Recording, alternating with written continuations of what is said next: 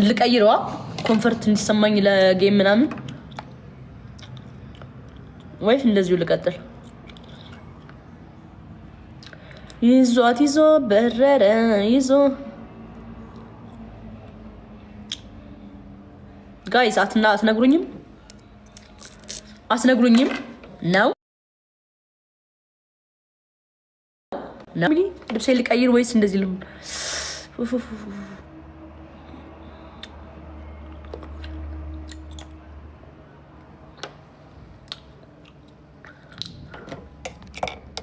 ዶሮ ወጥ እየተሰራ ነው።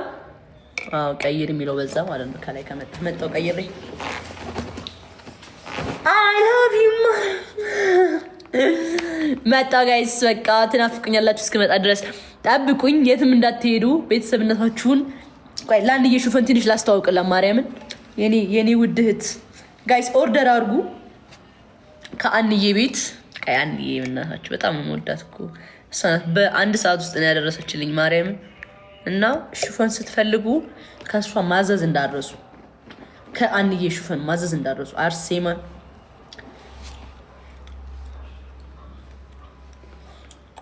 ላሳያችሁ ምን እንዴት እንደሚያምር። አሁን አንዬ ሹፈን ላይ ነን ጋይስ።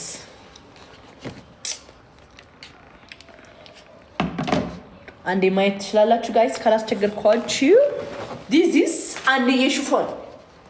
እንዴ ማርያምን ፕሮሞት እያደረኩልሽ ነበረ። እድሜሽ ረዥም ነው መጣሽ። ቆይ እንደዚህ እዩት መጀመሪያ ጋይስ። አሁን እንዴት እንደሚያምር እዩት። አክቹሊ እንትን ይታያል ከውስጥ ያደረኩት በጣም እንትን ነው። ሳይሽ ትዘላለኝም ግን ኦኬ፣ በካሜራ አይታይም። እዩት በጣም ነው የሚያምረው። ምንም አይነት ነገር ኦርደር ማድረግ ከፈለጋችሁ ሹፈን ምናምን ከአንዬ ሹፈን ማዘዝ ትችላላችሁ። ኤንድ መጣው በቃ ልብስ ቀይሬ 2 ደቂቃ ግን ይሄ እስከምፈታው 2 ደቂቃ አይደለም 5 ደቂቃ ይፈጃል።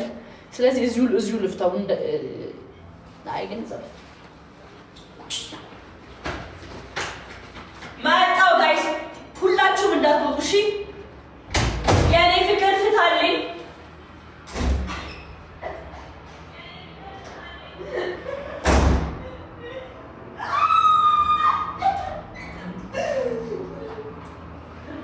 ማርያምን አውቄ ነው እንደዚህ ያልኩት ገብርኤልን። ሞጣ ፕሊዝ ጉቺ ለመጀመሪያ ጊዜ ያንጠባጠባችው ሰው ሞጥዬን መሆኑን አይቼዋለሁ። የስ ሞጣ በረኪና ለታኩር መኪና ብላ ግጥሙን ላይ መጣላት ባንተ ነው።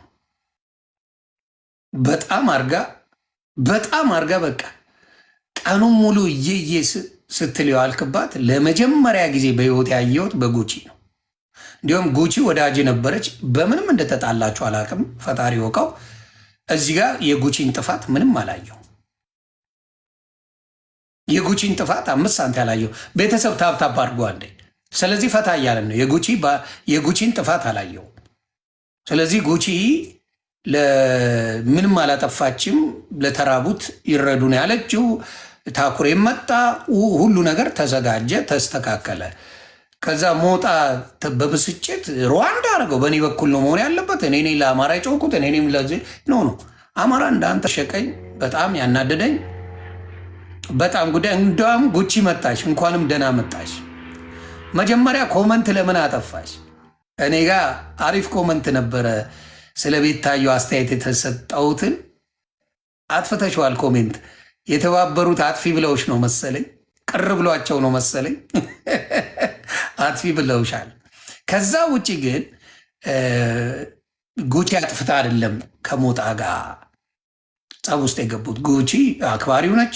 ጉቺ ሞጣን ተናግሮ አታውቅም። ጉቺ ሞጣን ምንም ብላታት በስህተት ነው። አረ ዋቴ አረ ማኝዚ እኮ ነኝ። እዛ ገብተሽ ማጥፋቱ እንዴት በስህተት ሊሆን ቻለ? እሱን ተይው። ማኛው ሶሻል ሚዲያን አንቀርቅቦ እንትን የሚል ሰው ስለሆነ ያውቀዋል። በስህተት ድሊት አረግሽው።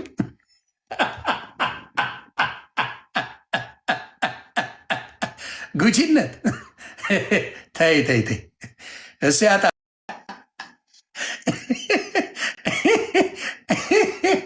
ውጤታማ ሆነሻል።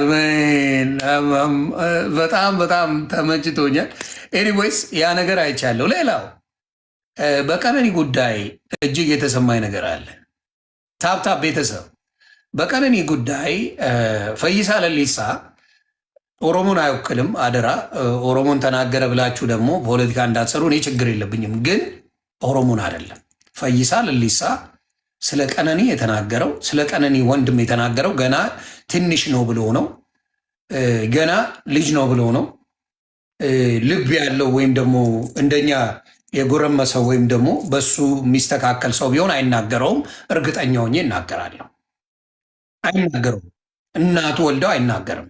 ይህ ልጅ ስለሆነም ነው፣ ልጅ ስለነበረም ነው። ይሄ አንዱ ዓለም የሚባለውም ደረሰ ነው። ከሁለት ከሶስት ዓመት በኋላ እብድ የሆነ ያፈረጠመ ጡንቻ ያወጣል። 3 ዓመት 4 ዓመት ትሰጡታላችሁ። ወደዳችሁም ጠላችሁም መንግስት እርምጃ ካልወሰደ፣ መንግስት ህግን ካላስከበረ ይሄ ወንድሟ እውነቴን ነው የምነግርህ፣ ይሄ ወንድሟ እህቱ ተገላበት ዝም ብሎ ሀገር ላይ አይቀመጥም። እውነቴን ነው የምነግርህ፣ መንግስት አይቀመጥም። እውነቱን አውጥቶታል። ህዝብ አይቶለታል። እውነቱ ተነግሯል። የእህቱ ደም ፈሷል። አባት አልቅሰዋል። እናት አልቅሰዋል። የልጃችን ደም ፈሷል። ሁሉ ነገር ልጃችን ተበድላብናለች፣ ልጃችን ራሷን አላጠፋችም ብለው መስክረዋል። ይህንን ነገር ለማደባበስ በኦሮሞ ባህል አስመስለው ቁማር እየተጫወቱ ነው። ቁማር እየተጫወቱ ለምን አንድ ስተተኛ ሰው ዘፋኝም ይሁን ፓስተርም ይሁን ሼክም ይሁን ቄስም ይሁን መጠየቅ አለበት። ስተቱ ነው መታየት ያለበት። ስተት ሰርቷል። ሴት ልጅ ሰፈር ውስጥ እየሰከረ የሚበጠብጥ ነው በአሁን ሰዓት። በቃ ባለ ጊዜ ነኝ ብሎ ፉንን የሚል ሰው ነው። መንግስት ደግሞ ይህን ያህል መንግስት በአሁን ሰዓት እርግጠኛውን የመነግራችሁ በመንግስት ስም ቁማር ልጫወት የሚልን ጉሮሮን ይዞ ነው የሚያስገባው። ቀልድ አያውቁም በአሁን ሰዓት። ለምን ስማቸው ጠልሽቷል። የመንግስት ጥግ ድረስ ጠልሽቷል።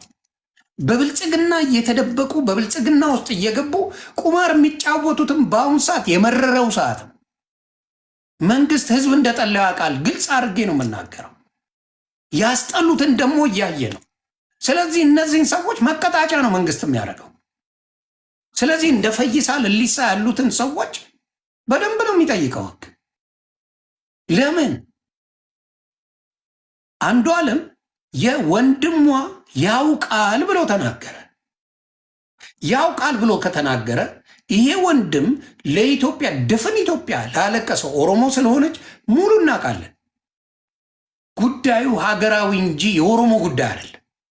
ጉዳዩ አንድ ሴት ምንም ያልበደል ምን ነው ስንት ያስታወቀው እኮ የኦሮሞ ባህልን ብዙ የኦሮሞ አርቲስቶች አሉ።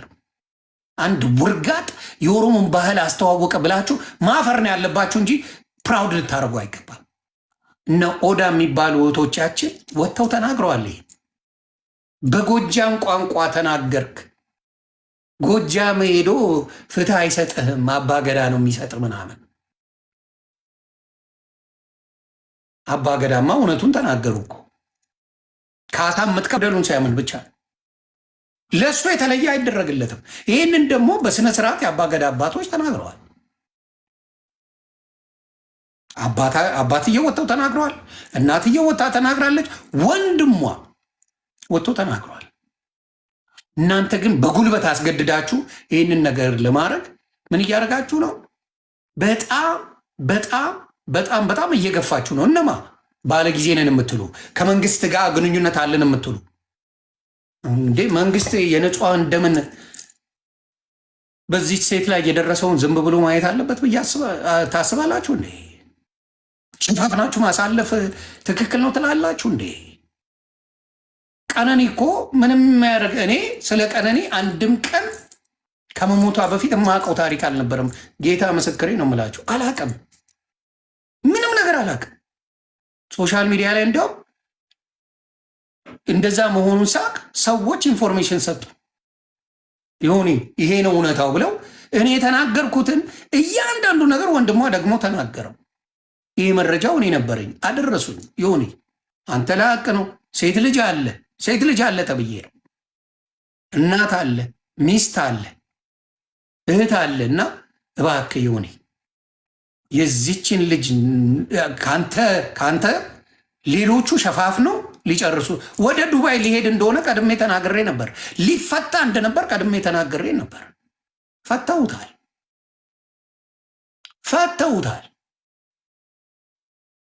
አያችሁ፣ የቀነኒ የእህታችንን አንድ ሰው ታዋቂ ከሆነ ወይም የሚያውቀው ባለስልጣን ካለ ምንም ኢትዮጵያ ውስጥ እንደማይሆን እያየን ነው። ያውም ተናግሮ አይደለም ሰው የሚያህል ንግግርን በተግባር ቅጥቅጥ ተደርጋ ያውም የልደቷ ቀን እግዚአብሔር አሳያችሁ። ሰው የደስታውን ቀን እንኳን አታልፉትም እንዴ? ፎቶሹት አድርጋ ልደቷን ልታከብር አብረው ኬክ የተቆረሰ ምናምን አድርጋ ደግሞ ላደበራትን የኦሮሞን እኮ ማሰደብ ነው። በተለይ ፈይሳ ለሊሳ የአማራን ቋንቋ የጠላ አሁን ነው፣ ባለጊዜ ስትሆን ነው እንጂ በየጊዜው ኢትዮጵያን ወዳጅ መስለ በኢህአዴግ ጊዜ መግለጫ ስታወጪ አልነበር እንዴ? ምን ነው አንተዋወቅም እንዴ? ዮኒ ማኛ ሾርት ሜሞሪ አይደለም። አንተዋወቅም እንዴ? መግለጫ ወይኔ እንደ ፈይሳ ለሊሳ ያለ ኢትዮጵያዊ በጣም ነው ደስ የሚለን እያልን እኛው ላይ ስንፖስትላ አልነበር እንዴ? ፈይሳ ለሊሳ ዛሬ ተቀየረ። የጎጃም ቋንቋ ልንገር ሀገር እያስተዳደረ ነው።